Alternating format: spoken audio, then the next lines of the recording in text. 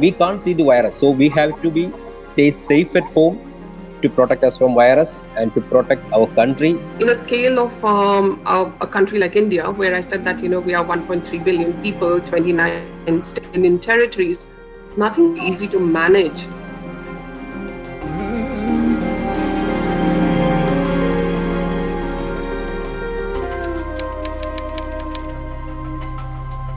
But Indians are managing. In part 1 of this series, which I've linked down in the description below, we heard the stories of 8 Indians all across the country and their initial reactions and problems that came up right after the lockdown. I like Corona, but because he doesn't like school. He likes Corona because he doesn't like school. I have not stepped out of house like since the 16th of March, so it has been really long for me. In part 2, which you're watching right now of this series, we are exploring life after lockdown. What does their daily life look like right now? How has their perspective changed on the privileges that they had before but now are not there anymore? How for granted we have taken our life, Have they learned any new things? And most importantly, what does the future look like according to them?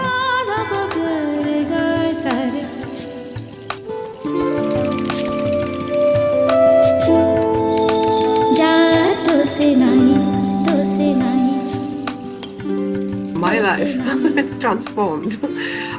Just like everyone else, I think now I'm doing all my household chores. I don't have a dishwasher, so I wash the dishes maybe 3 times a day. The vacuum isn't very effective with the dusty kind of an environment that we are in. I need to do everything from chopping to cooking, etc. We thought, lockdown, so we'll have to stay home, nothing to do, but you are not free. You don't get time at all. You are busy doing your kids, you're doing your kitchen, you're doing your room cleaning, you're doing everything at the same time.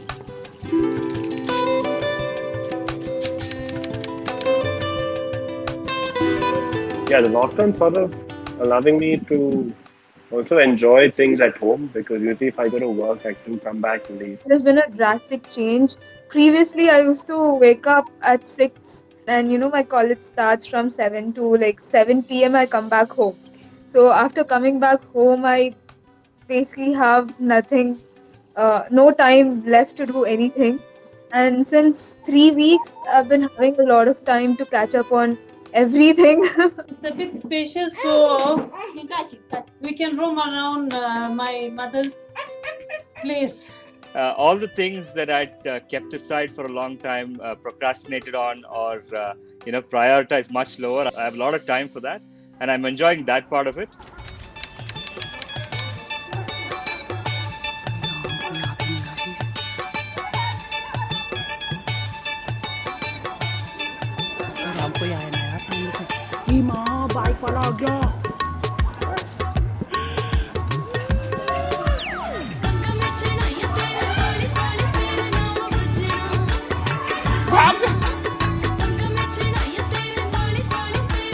कुछ नहीं करेगा यार, वो सीधा चल रहा हो.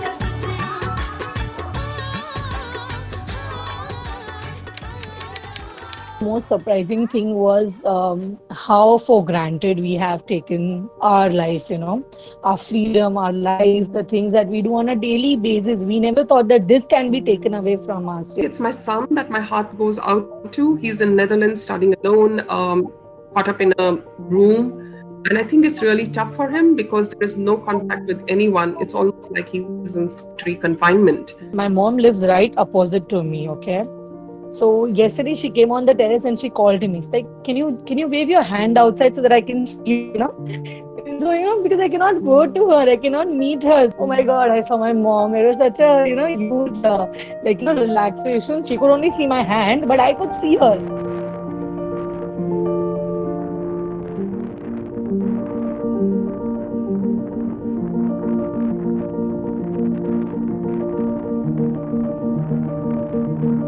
I definitely appreciate my friends and human interactions more. Sure, we have messaging, sure, we have audio calls, video calls, but it can never replace, being face to face and actually having the human touch in the conversation.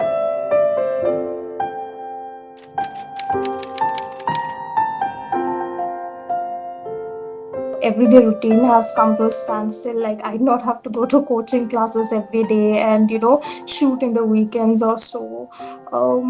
Somewhat I'm getting time to spend with my family. Home cooked meals, and also to see the family together, which is something we haven't experienced in a long time. So to have everyone together for this long has been really nice. My father works in a different city. He works in the bank, so he's always every month he's in a different state. And finally, I'm really glad that he's also getting a time off. Like he has been unwell also, so he has taken a break and he's home with us after 15 years. I'm just happy that all of us are together right now.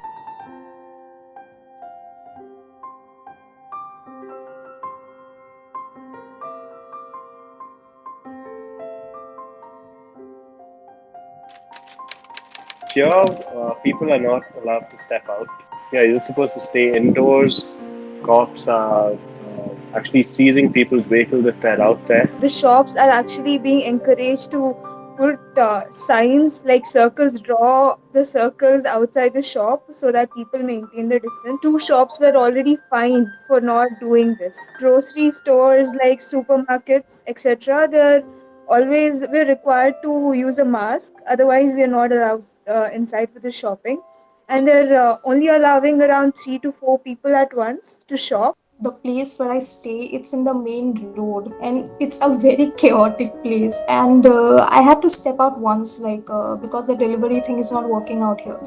I had to get a few stuffs, essentials, and I stepped out, and for the first time I was scared seeing that there were just 4 to 5 police personnel in the road, and maybe 4 to 5 people in a rush, everyone is walking around, maybe trying to get a few essentials as well. My husband was standing in a queue for for a mask in the hospital, but the queue was huge.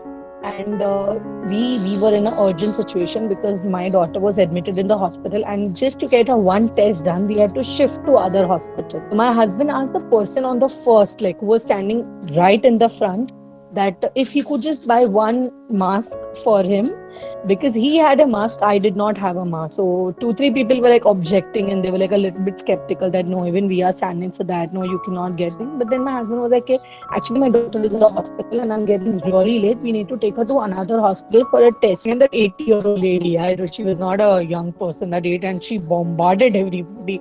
His daughter is in the hospital, he's not asking you to do anything, he's just asking for one mask, that is it. And in this situation, if you won't help each other, then when will you all? My husband had tears in his eyes, and he was so touched and so moved by that action. You know what did he do? In the evening, he bought around 50 masks and distributed to everybody else.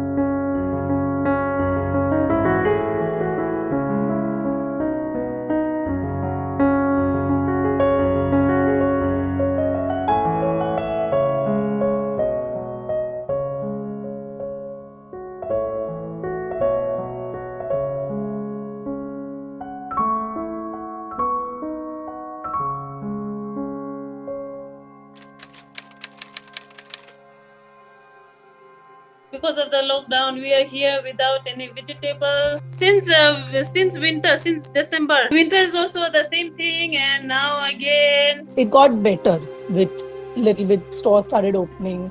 The regular things started, they started giving services, they started delivery. Otherwise, even the deliveries were closed. For us, Swiggy, Zomato, both were closed. Resilience has been a part of our history. I mean, we've been invaded God knows how many times, and we've come back each time. The resilience, comes from its numbers, its innovative thinking, and I think, collective action. We have a word in Hindi which is jugaad, which means really that in case there is a situation, you don't wait for it to arrive. You actually say, what can I do about it? And think of a workaround. Since there's nothing to do, the weather is getting a bit better. So I thought I'll do some gardening. This is my mother's garden. So we have some onions here. So later we take it out from here and bring it to a larger scale, larger piece of land. The others, it's spinach. So we can just eat. I'll grow some onions also to sell, to bring to the market. Actually, if you face the problems without whining. You'll come up with a solution and also grow in the process.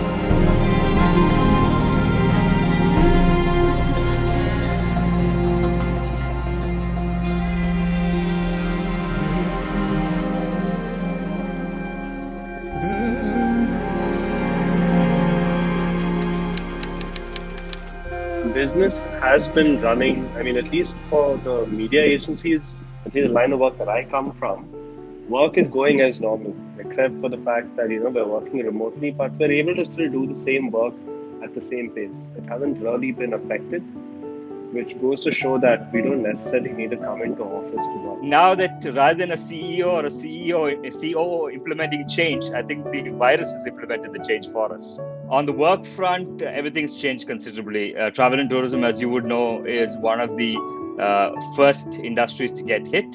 But it's not just that. The way we work, the interactions that we've had with people, all of that has changed completely. It's not what it used to be. Yeah, it will majorly affect us because even I'm in third year. So next year I'm supposed to graduate and have placement, get a job, right?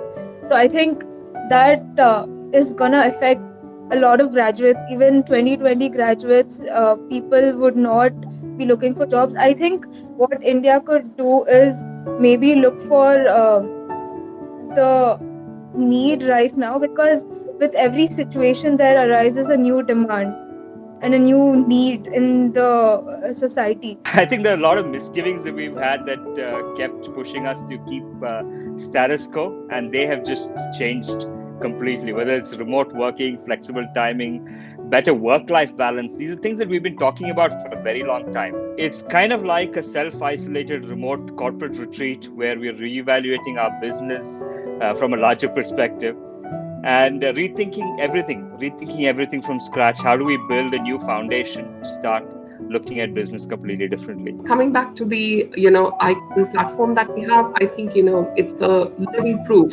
that people can do what they want to do, and the magic is actually kind of, in the numbers and their innovative thinking. We all of us were equally responsible for everything that's going to go happen even in the future. So it's very important, I guess, for everyone to just stand by each other.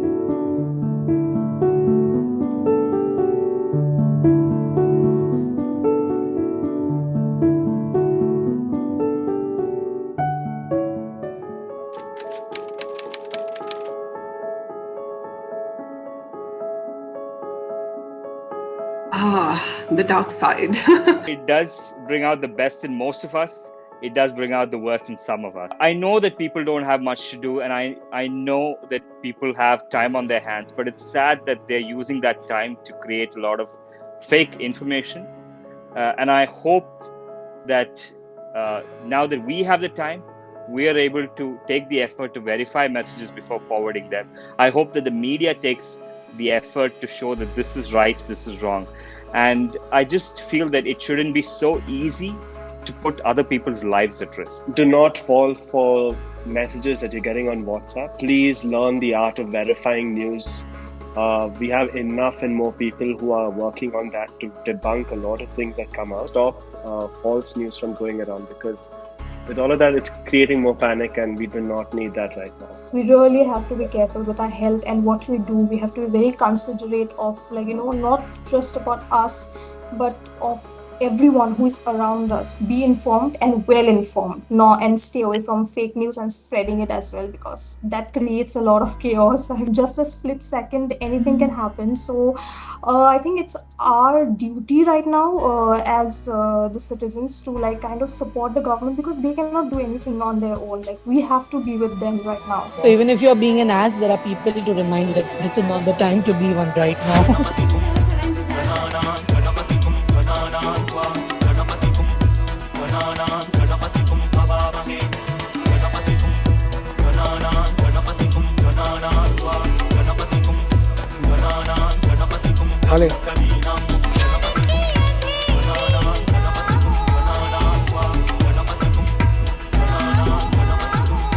I hope after the social distancing and the lockdown, we are able to control the pandemic.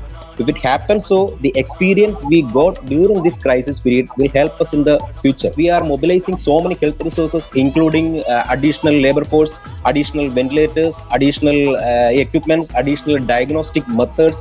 All these will help us in the future, even after the pandemic is over. So I think this would be a great opportunity for all the entrepreneurs or all the startups to actually come up with proper solution for this with the help of the government. And I really do hope that the COVID Action Network, which has, I know, taken life of its own, will show the path to the nation that even individually driven small participatory responses at localized levels really can kind of solve a lot of problems. Look at the bigger picture rather than complaining about a lot of petty issues in the present and also in the future, because if we do not stand by each other, it's going to be very difficult. As human beings, we are resilient, we are capable of change, and I hope that we are capable of prolonged change. We should not go back to status quo when we come out of this. It is not necessary. Like, instead of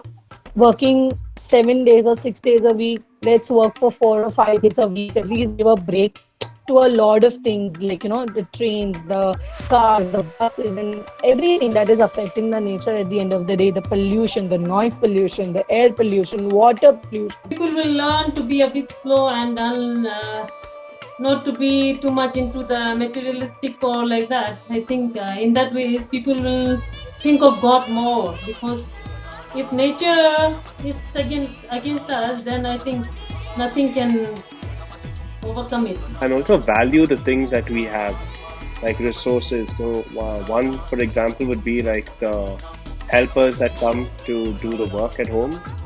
We would respect them as well, and maybe be more lenient and support them in whatever way possible.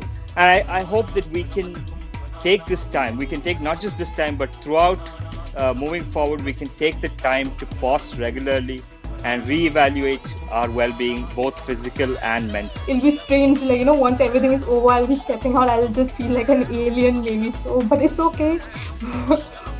Sometimes feeling an alien is also okay if we can make things right by doing that. If this video inspired you, comforted you, or motivated you, please make sure to pay it forward and share it with your friends and family, so we can motivate and comfort and give more people hope. If you would like to see more of my videos in the future, make sure to subscribe to my channel and also click the little bell icon to get the notifications whenever I post a new video in the future. I hope all of you are safe at home and we all get through this crisis together.